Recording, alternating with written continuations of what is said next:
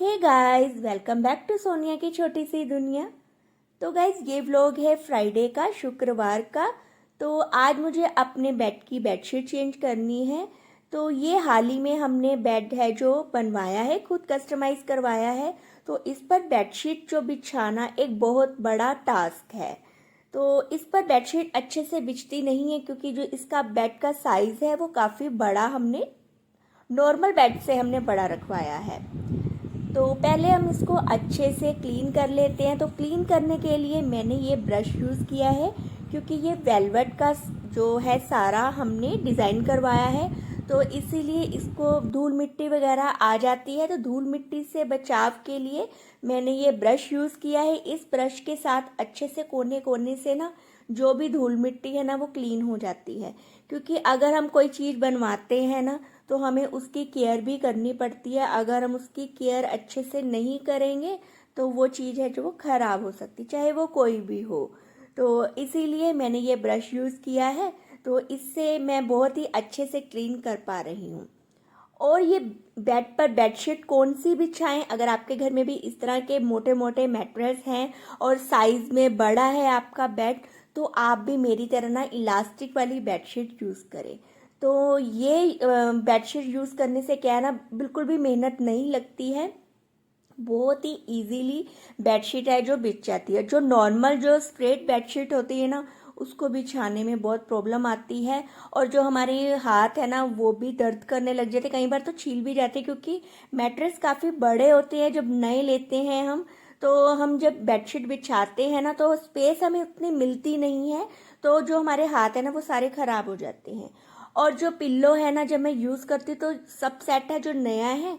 तो पहले मैं रफ कुछ पिल्लो कवर है जो वो मैं पिल्लो पर कवर करती हूँ, उसके बाद मैं दूसरा पिल्लो कवर बिछाती हूँ। अगर हमारी बेडशीट ही अच्छे से बिछी हो ना तो हमारा रूम ना काफ़ी सुंदर सा लगता है।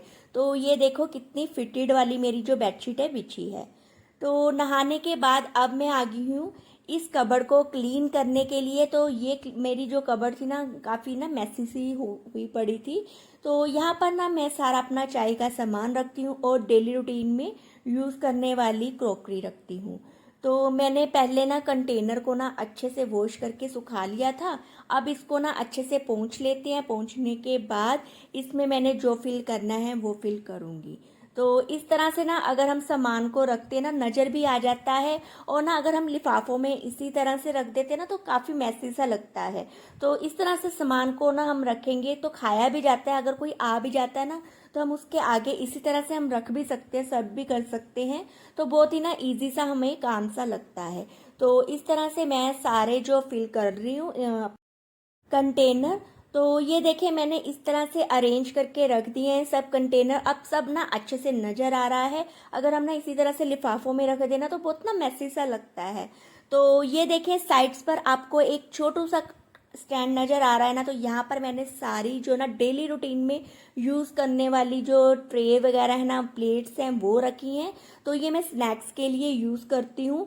तो ये बहुत कम स्पेस लेती है। तो ये देखिए कुछ इस तरह से मैंने अरेंज करके रखा है। और जो नीचे वाले पोर्शन में मैंने ये ट्रेज वगैरह रखी हैं जो कि मैं ना बहुत कम यूज़ करती हूँ। तो एक और चीज़ दिखाती हूँ आपको। तो ये देखें इसके नीचे ये माइक्रोवेव का जो स्टैंड है वो यूज़ कर रही हूँ। तो दो स्टैंड मुझे मिले थे, एक स्टैंड मैं यूज़ करती हूँ। तो एक स्टैंड को ना मैंने एज आ ऑर्गेनाइज़र बनाया है और इसके नीचे ना मैंने कुछ चीज़ें हाइड करके रख दी हैं जो कि मैं यूज़ नहीं करती हूँ, ताकि हम जब कबर्ड खोलें ना तो हमें ना मैसी सा ना लगे। और ये कुछ क्लिप्स हैं जो कि हम पैकेट्स को बंद करने के लिए यूज़। अब मैं किचन मसालों को कांच के जार में डाल रही हूँ क्योंकि आपको पता है कि इस मौसम में अगर हम नमक वगैरह डालते हैं ना तो ना सीलन की वजह से ना जम जाते हैं। तो अगर हम कांच के जार यूज़ करेंगे ना तो ये प्रॉब्लम हमें बिल्कुल भी नहीं आएगी। तो ये देखें मैंने इस तरह से कांच के जार में नमक, मिर्च, हल्दी और जीरा वगैरह है जो डाल दिए, जो कि मैं डेली रूटीन में यूज़ करती हूँ दिए हैं। अब इन कांच को सेफली भी तो हमें रखना है ना, इसलिए मैंने यूज़ की है ये ट्रे। तो इस ट्रे में मैं ये सारे जार है जो रख दूंगी। तो इससे क्या होगा कि हम इस ट्रे को ना कहीं पर भी रख सकते हैं। तो हम सिर्फ ट्रे को हमें उठाना है। तो हमें ये जो मसाले हैं हमें यूज़ कर लेने हैं। चाहे तो हम इस तरह से किचन में अपने काउंटर टॉप पे रख दें तो कहीं भी हम इसको रख सकते हैं।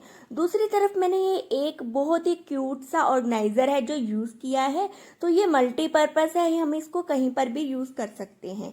तो पहले मैं इसके नीचे ना इस तरह से टिश्यू पेपर है जो वो रख रही हूँ, ताकि एक तो नीचे से ये गंदा ना हो, और इसका दूसरा ये है कि हम इसमें कुछ भी रखें ना तो वो इसमें स्क्रैच ना पड़े। तो ये देखो कितने तीखे तीखे नाइफ है जो मैं इसमें रख रही हूँ। तो इससे जो हमने टिश्यू पेपर रखा है ना, इससे स्क्रैच नहीं पड़ेंगे और ना गंदगी भी नहीं आएगी। तो मैं ना छोटी छोटी बातों का ना ध्यान रखती हूँ। चाहे हम कोई भी चीज़ लेकर आए, हम उसको ना अगर अच्छे से ना रखें ना तो वो चीज़ का मज़ा भी क्या है। नहीं तो फिर वो चीज़ ना बहुत जल्दी से ख़राब हो जाती है। हमें जल्दी से ख़राब नहीं करनी है, हमें काफ़ी लंबी देर तक हमें उसको यूज़ करना है। तो ये देखें मैंने इस तरह से अरेंज कर दिया है ये। तो जो ट्रे मैंने नमक वगैरह वाली रखी थी ना, जो हमने जार, तो मैंने इस तरह से ना अपने स्टैंड पे रखा है। तो ये मेरा कॉर्नर स्टैंड है। तो ये जो ऑर्गेनाइज़र आपको नज़र आ रहे हैं, ये भी मैंने खुद ही DIY किए हुए हैं। तो और दूसरी तरफ यहाँ पर मैं अपने जो पॉलीथीन बैग्स हैं वो रख देती हूँ। तो ये कॉर्नर कुछ मेरा इस तरह से लगता है। तो जो टिश्यू पेपर होल्डर है उसको मैंने डबल टेप के साथ चिपका दिया है वॉल पर। तो बहुत ही ना सुंदर सा ये कॉर्नर है जो मेरा नज़र आता है, और ना बिल्कुल साफ भी लगता है। तो अब बारी आ रही है मेरी इस कबर्ड को साफ करने की। तो आज फ्राइडे था ना, तो फ्राइडे के दिन ना मैं शाम को लक्ष्मी माता का जो दिया है वो जलाती हूँ और उनको ना भोग लगाती हूँ खीर का। तो नहाने के बाद ना मैं फिर से आ गई हूँ इधर, क्योंकि आज मुझे था कि मुझे ना ये सारा काम है ना जो करना है, क्योंकि मैं ना एक दिन चूज़ कर लेती कि मुझे ये काम ना करना ही करना है ख़त्म। तो सब सामान मैंने निकाल दिया है। अब इसको मैंने ना अच्छे से कपड़े से पोंछ लिया है। तो अब मैं यूज़ कर रही हूँ इस तरह की प्लास्टिक की बकेट्स। तो इसको मैं यूज़ करूँगी इस सारे सामान को इसमें अरेंज करने के लिए। तो ये देखें मैंने जो ये प्लास्टिक की बकेट्स यूज़ की थी ना, तो उसमें मैंने ये सारा सामान अरेंज करके रख दिया है। तो देखो अभी भी काफ़ी सारी स्पेस आपको नज़र आ रही होगी, और बिल्कुल भी ना गंदा नहीं लग रहा। कोई भी सामान है ना, हमें पता है कि यहाँ पर क्या चीज़ पड़ी है। अगर हम ऐसे ही रख देते हैं ना सब सामान, तो ना हमारा ना घर है ना जो बहुत ही ना गंदा गंदा सा लगता है। अब बारी आ रही है नीचे के पोर्शन को साफ करने की। तो अब यहाँ से मैं सारा जो सामान है वो मैं निकाल रही हूँ। तो इसको मैंने अच्छे से स्प्रे के साथ पोंछ लिया है, क्लीन कर लिया है। फिर मैं इसमें न्यूज़पेपर लगाऊंगी। तो ये देखिए ये सारा सामान है जो मैंने अपने ये वेंटी बॉक्स में से निकाला है, कबर्ड में से। तो ये सारा सामान अब मैं इसमें नहीं रखने वाली हूँ, इस सामान को मैं कहीं और शिफ्ट करूँगी। तो जो मैंने अपनी इस वेंटी में रखना है, तो वो सामान को मैं अच्छे से अरेंज करके रख रही हूँ। तो मैं इसमें वेंटी में अब रखने लगी हूँ अपना आर्ट एंड क्राफ्ट का सामान, क्योंकि मुझे ना बहुत सामान चाहिए होता है, रखने की प्रॉब्लम आती है। तो इसलिए मैंने चूज़ किया है कि मैं यहाँ पर रखूँ, और मुझे ना बहुत ही इजीली भी होगा कि मैं यहाँ से अपना सामान है जो सारा निकाल सकती हूँ। क्योंकि घर में वैसे भी बहुत सारा सामान हमारे हो जाता है, चाहे घर छोटा हो या बड़ा हो, सामान तो हमारे घर में काफ़ी हो ही जाता है। तो ये देखें मैंने इस तरह से अरेंज करके रख दिया है। तो ये देखो कितना सुंदर सा लग रहा है। तो ये सारा मेरा आर्ट एंड क्राफ्ट का सामान है। तो इसमें मैंने इस पोर्शन में मैंने यहाँ पर सारा सामान रख लिया। अभी भी मेरा काफ़ी सारा सामान है जो वो आ सकता है। अभी भी मैंने काफ़ी सारा सामान है जो इसमें अरेंज करके रखा है, क्योंकि मैंने इस तरह के प्लास्टिक के बॉक्स यूज़ किए हैं। आपको इस तरह से नज़र नहीं आ रहा होगा, पर मैंने इसमें काफ़ी सारा सामान है जो रखा है। इस तरह से ना काफ़ी सारा सामान भी कम सा लगता है और बिल्कुल ना नीट एंड क्लीन लगती है। कोई भी इसको खोले तो बिल्कुल साफ लगे हमारी।